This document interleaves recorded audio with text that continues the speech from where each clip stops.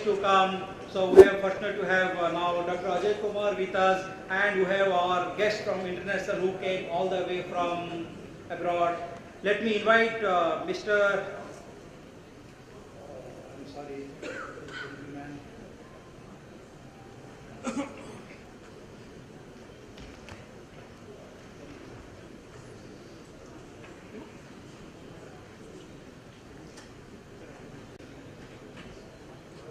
Mr.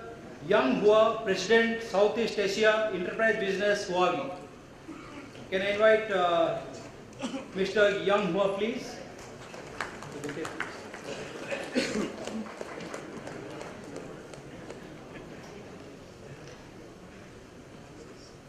So let me brief about the panel discussion where Mr. Lakshmi Narayan Rao is going to moderate. He is a very close friend who has attempted various seminars and cloud seminars across the country. So everybody must be thinking, what is social intelligence? What exactly it is? Does it important? How it is going to work? So we have a short panel discussion, Lux. It is not for a 1 hour, okay, or 2 hours. So it is just not also 15 minutes. It's not a Q&A session. I know you are equipped with to give all the answers, but let me brief about social intelligence. I was talking to certain association head. Being you are a vendor, be careful. Associations are there. They are going to pull your socks. Be ready for that. So let me brief what to discuss that. That is, there has been an increasing focus about the impact of social intelligence on the growth prospects of an organization. The real-time and far-reaching impact of social media in today's world has offered unprecedented value and intelligence to marketers and organizations. A plethora of technology-enabled tools available today make it imperative for marketers to consider social intelligence as an important parameter in their marketing plans. Marketing intelligence, sentiment analysis, competitive landscape, mapping, etc. are all available in real time, thereby providing a wealth of data to steer marketing plans and launch products effectively. On the flip side, it is risky to ignore this powerful medium. Organizations doing so will be doing it at their own peril. As social technologies mature and organizations become convinced of their power, we believe they will take a broader role influencing competitive strategy and channeling this information to people within the organization who need it an optimal point in time. Social intelligence helps in making strategic business decisions in a number of ways. In summary, social intelligence can play a surprising central role in how information is sourced, collected, analyzed, distributed, and therefore enabling better decisions. So I request Mr. Lakshmi Narayan Rao, we call him Lux Rao, Chief Evangelist, Cloud Computing and IT Infrastructure, Technical Services, HP India. Lux, and come the store and take the panel discussion. And about Lux, in his current role of HP India, Lux helps customers adopt cloud computing and works closely with clients, helping them make journey to the cloud. Lux leads innovative and transformational workshops for enterprises and SMEs, in turn guiding them to make the transition to the cloud in a way that makes it optimal for them with the least disruption. Lux has 20 years of experience in multifarious roles spanning it hardware and software marketing, sales, channel marketing, product management, product support, pre-sales, competency development, and customer service in organizations such as IBM, Canon, and Jets. What left, Lux? Okay, now you will come to know more from this. I would invite Dr. Govind to come on one of the panel. Dr. Govind, CEO, Nixie, Government of India, Delhi, India. Mr. Nalin R. Patel, President, AIT, Bengaluru. Mr. Kritish M. Kotak, President, ASIRT. Mr. Shivakumar N. Vice President, PC Business, Toshiba, India. Mr. Himanshu Chawla, Director, Channel Sales, Microsoft, India. Mr. Anis Dhawan, Regional Sales Head, VMware. Mr. Gurpreet Malik, Country Retail Head, PPS, HP India. Thank you, sir. The floor is to you, Lux. Ladies and gentlemen, hi.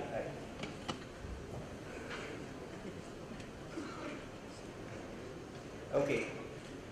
Ladies and gentlemen, I've got about half an hour, so I'll just jump straight in. I'll start off with a story. This is a real story. A few years ago, not very long ago. Would you like me to come here? So you don't want to say lunch? I don't want to I'll share. give the cake lunch. Okay. I don't want to share. Okay. Okay. This incident is real. A couple of years ago, it so happened that one of those, like the way we actually get in into an check in into an airline counter and things like that. There was this gentleman who was carrying a guitar.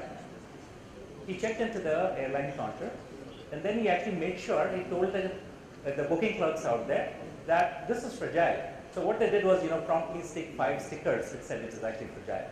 Okay, fantastic. He was very happy. Found that it's actually an excellent thing that they've done. They're very responsive and stuff like that. And bear with me, gentlemen. I'll just actually cut to the chase shortly. And then he goes in, and as he's about to board the aircraft, he sees something very interesting. There's this guy who's actually the loader, the porter, who's actually putting in all of these luggages into the belly of the aircraft. And what does this gentleman do? He takes that and shoves it in like that. Wow, this is fantastic. But then, thank God for technology revolution. We all have smartphones, camera phones, and stuff like that. So he quickly took a picture of that. And he was fiddling with the phone, and he realized, okay, fine. He did not have any intention to really make this whatever it turned out to be.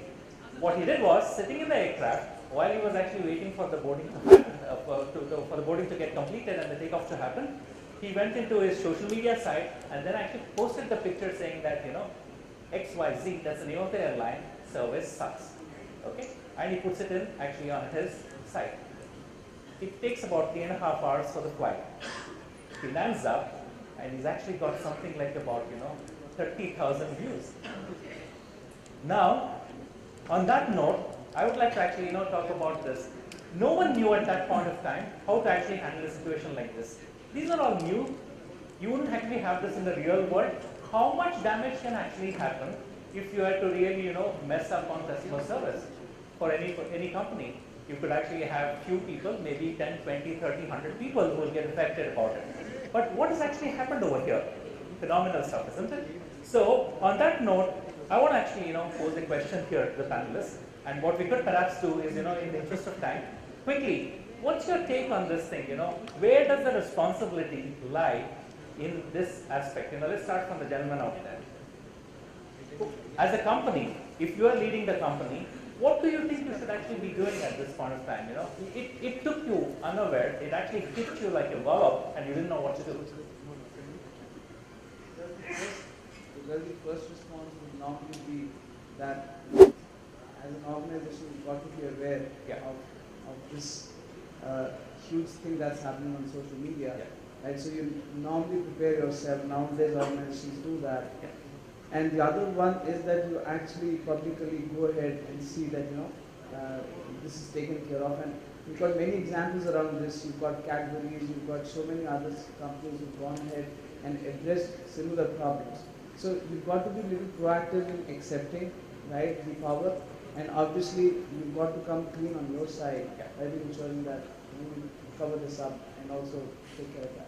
Come and address it. So, what I can gather from what you're saying is that it could happen to anyone. Oh, yes. Yeah, it can happen to anyone, right? Okay, so your thoughts? Well, I think that it's very imperative that under the social intelligence, how we are able to communicate. Generally, we do a lot of data analysis on social intelligence, and we do it in-house, and we generally, are unable to discuss it further. But it's very important under the guard that we start discussing and we start talking about it, and there's a customer to respond to. A reviewer who has reviewed you needs to have a response. That's I think the most important thing to do. Okay, good point there. So what about you? What do you think about actually this whole thing? So I think two things Janish said. One is obviously acceptance of the whole thing. That's very important. That if that's the kind of thing that has happened, acceptance is important and imperative. Having said that, if you're working towards the redressal, that also needs to be shown, that needs to be seen by the world outside, that it's that it's being taken care of and it's being addressed. Excellent point. I think actually, while social media is a medium that, tom-toms anything that's actually a fallacy, it also is an opportunity for you to show recovery. That's the point that I could gather from Precisely, precisely. Yeah, so it obviously is a double-edged sword. Yeah. It can work in favor of you, it can also work against you. I think it depends on the readiness of the company on converting this challenge in an opportunity. Yeah. And in this situation, if they're able to redress his pain point that he had, I'm sure if that gets posted again on the same area, whether it was Facebook or whatever it was, probably it could get a better insight into the level of services that these guys can now provide. Yeah. So you're saying that actually, are you saying, maybe actually this question I'll ask the rest of the team, just in the interest of time. Taking on a point, okay, if it actually happens again, okay, so what do you reckon actually? Do you think as consumers, as customers, all of us actually have become a little more relaxing in our attitude towards what we are seeing and listening? Is that actually what you're saying? Oh yes, I think before anybody even thinks about going ahead on the social side, it depends on what's your strategy behind it. Yeah. Are you looking at this as a brand building exercise? Are you wanting to do any kind of improvements on the product front or the way the company provides the services? It depends right on that. And then you should have a bold face to take the feedback from people and see if you can convert those into the improvements real time. Right. Because the whole center around this entire ecosystem that we do is the end customer. Yeah, right. Is actually social media, and I think you can pass on the mic. Is social media, something that is a new platform for organizations to engage with, customers? Do you think actually it's real? It's something that is happening now? Little closer. Because of the social media, Facebook, and so many other platforms available, it's both a challenge and an opportunity for the customer as well as for the company to engage with the customers in a larger context. How we can not only one customer or two customers, but larger people in the society where we can know the feedback, we know the thing what is happening around, and accordingly we can take the corrective measures in the company or the sales or the production or the customer feedback side, and for the sales and for the greater. Absolutely. It's a great platform for actually, getting feedback and also understanding and devising a strategy. That's actually the point that you're making, isn't it? I mean, can a company today, and I invite your thoughts here, do you think an organization today can afford to not have a social media strategy? Well, first of all, I think all the curtains are coming down. We have to be aware of it. And to the extent that even your clothes will not be able to protect you. The enterprises do not know. And the people who are interested to know about you, know more about you than you yourself. As they say, हमको अपनी खबर नहीं यारो तुम जमाने की बात करते हो. So the whole issue is that the learning about the entity called enterprise is incomplete without really having a social media. That's why you need to have your identity, your interaction, your efficacy, your relevance, your marketing strategy effectiveness, your sales channel effectiveness, your relationship with your customers, your innovative strategies, all are kind of moving around the transparency that the social media provides. So you just can't ignore it. But at the individual level, at the level of any human being, I think it could have some repercussions which are totally undesirable. Especially if you talk about the entities that we have created, the information, you don't know who owns your information. You don't know who knows about your interest and what he's going to do with it. It's not about sales and marketing. It is maybe about insecurity that is building up. So consequently, you can't live without it. You don't know how to tame it. You have no tools and technologies. What's going to be there? You'll have to live with it. Yeah. That's actually inevitable, which is good points. Yeah. So, we talked about the inevitability of social media. You need to have a strategy to actually address this angle. But can you actually elaborate a little bit? I know you represent an association, right? So from your point of view, what do you reckon? What's actually the power of social media that puts a tremendous amount of pressure, as the gentleman said, in terms of the transparency, in terms of actually making sure the principals come forward with absolutely the correct information in the first instance. IT dealer fraternity, we created the awareness of the technology to the society, to the end user and people. Today we find how best we can utilize this information in our advantage. Everything has advantage, disadvantage runs together. So how we can take this advantage, getting the information and make use of to increase our potentiality of sales and all, and better use of information what we do. At the same time, where we expect the technology what we ensure that reaches to all the people in all. Where today, due to online and LFR and all, what our fraternity is facing problems, survival problem we are facing. We want vendors to address this. Why the price disparity is there between what we do and what we do. So, of course, the social media is going to help people. It is not like how it is going to. One small thing, sir. Why do I actually attend to every channel conference and everything gravitates around this price disparity discussion? It's an opportunity for every discussion to get into this thing. Sorry, point taken. I think you have a valid point. Yeah, go ahead. Because recently, last one and a half years, we are discussing this same thing.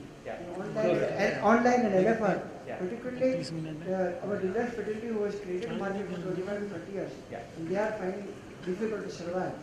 And I would like to share one or two information, maybe out of context for you people. We had a brainstorming session in our association, and we come to conclusion how we can address. We want online LFR vendors to all grow together, survive together, and grow together. But at the same time, we had conducted one meeting with the MDs and wholesalers. We find out that there is no role from the side of price disparity. Only vendor is playing that, and we are going to address this problem through vendors and see what best social media and all information can help us to grow together, and it help to society also. I think actually the gentleman there talked about transparency as an important element, which social media propagates and provides. So your point's taken. I don't want to answer that. We've got a galaxy of stars here who will actually answer the question. Would anyone would like to take that thing, which is actually thrown out there? Would you like to actually address this element, being from Reddington as you are? I don't want to get into a war here. However, I think over the years, the evolution of different segments have come into play, and I think trying to evolve around it is the match of the matrix which both the vendors, distributors and the partners are working together. So I would guess in a matter of time, as each and every segment gets into a fair maturity, by capturing certain percentage of the market, things will get ironed out is my guess. But however, there are problems and there are solutions on an everyday basis, every periodical frequency basis, which I guess is getting addressed. And over a period of time, it should get ironed out. It should get ironed out. Okay. You know what? When actually Deepak talked about this session, he said, look, we talk about social intelligence and stuff like that. I said, yeah, sure, definitely we'll talk about it. But I told him that any discussion around social intelligence will actually gravitate towards, partner, management, pricing, this stuff, all of that. I think all of these are real issues. But, could anyone, actually Jagannath elaborate on one aspect? How do you think social media can help, make, we are like family, right? Principals and partners are family. Whatever actually happens in front of the customers, we show a brave face and we actually win in front of customers. That's been the way it is. That's why we have all grown. And we'll continue to grow. There's no two ways about it. So how can actually we use a new tool, the new kid on the block, which is social media and stuff like that, to make to make it closer, to make our relationship a little closer? Well, in the earlier days, like my friend here said, that 25 years we have been working and we have been doing it.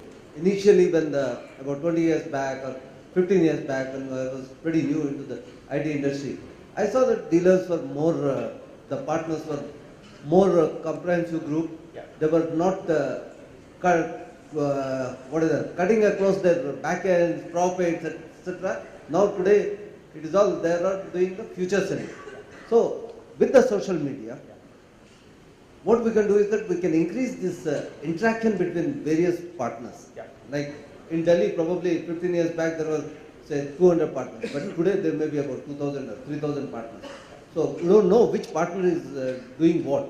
So as a vendor, I'll feel that I'll put all my partners into a social group and address them through the social group and give an opportunity for them to grow.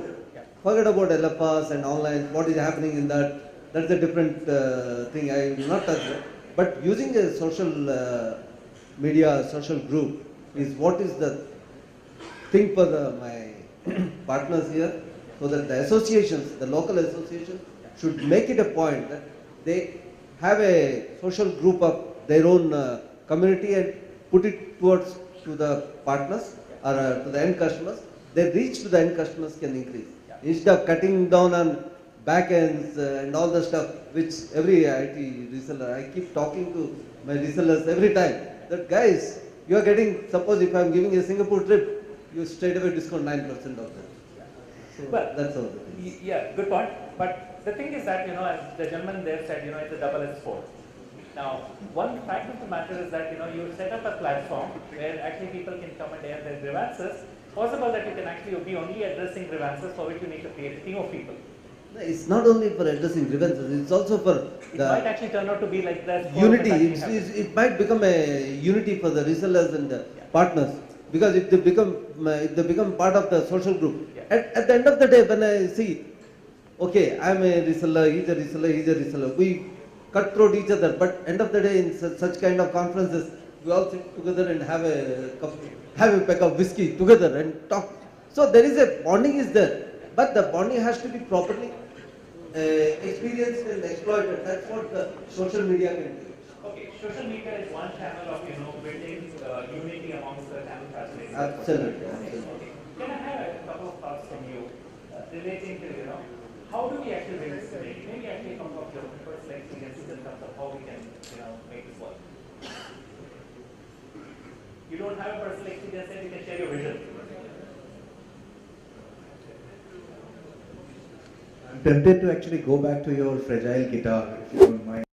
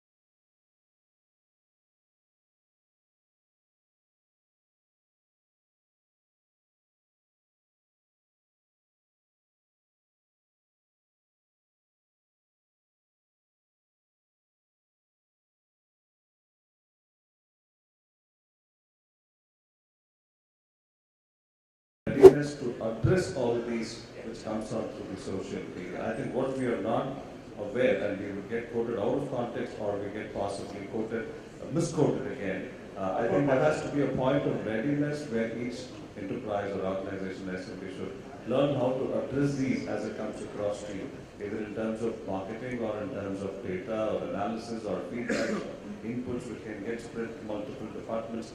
I don't think we're all ready into trying to address these. Is it a policy? Is it actually a practice, or is it a process?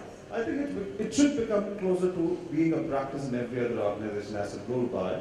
I think maybe you start in a small way, but then it would become a way of doing digital marketing as the days go by. It will also become a part of services, it will also become a part of product development, it will also become a part of every other vertical which works in the enterprise today. But the most important thing is how do we address that back? And how do we keep going? Because getting feedbacks or getting these are not the point. How do you address it quickly? Because earlier days for you to take any marketing, it takes about 30, 45, 60 days. But today you're not even a minute away in terms of either getting beaten or in terms of giving a feedback back. Your likes and dislikes could actually go viral. Absolutely. So I think it's the point of every enterprise being ready enough to address this from the scale, going towards the multiple sizes. I think that's very important. On that note, I'll ask the question. Okay,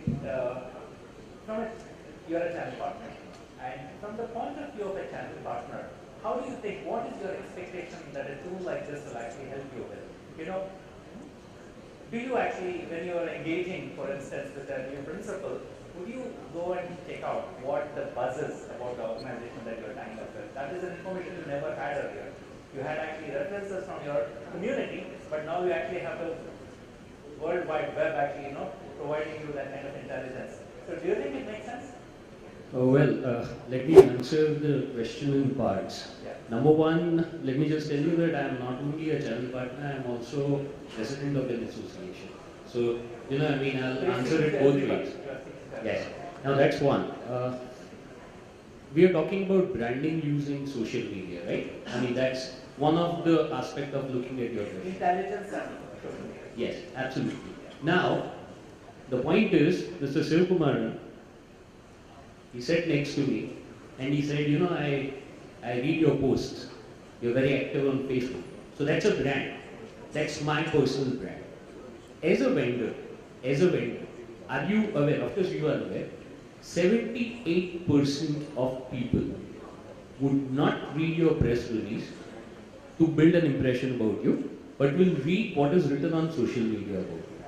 That's second.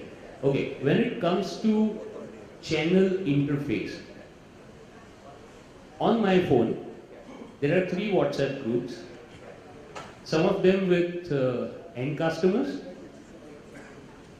2 of them with other system integrators, and they decide, and somebody who does not like a particular product will write in the choicest language what he thinks about that brand. Do you think your brand is there anymore? And that's also a kind of social intelligence.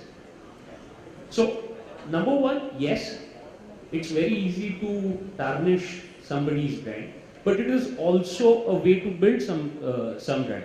Now, for example, he knew me. He probably reads my post, like he says. I hope you are not lying in my deepest sympathies for reading all my posts. No, he's actually tracking you. Full time. So, the point is that every single channel partner, including association members, including traders, they can use social media. Why are we not using it? Why are we not using it? And then we are blaming everyone in the world. Look into yourself. I'm not saying that the vendors and, like somebody mentioned here, that every single thing which is a channel event has to veer towards pricing and vendors and partners and all those sorts of things. But yes, it's very easy to blame others. Blame yourself. Look into what you're doing. The classic definition of a fool is you keep doing the same thing and expect a different, a better result each time. Time to shed that foolishness out of us, and then vendors will come running after us. Fantastic. Very candid thoughts. I would actually, do a freeze frame of this. And let me get that. But good point actually. I think, what is your take on intelligence? Do you think actually social media is an ocean of intelligence, or it's actually a whole load of information? Doesn't mean anything. Social media is good and bad, right? It's how you use it, how you milk it.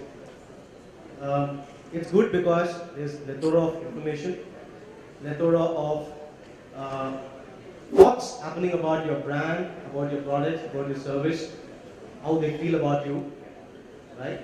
And their emotions and so on. But there are also a lot of junk, lying around. So it's important to use social media. That's an unavoidable situation today. If you're not in social media, you're missing out a big piece.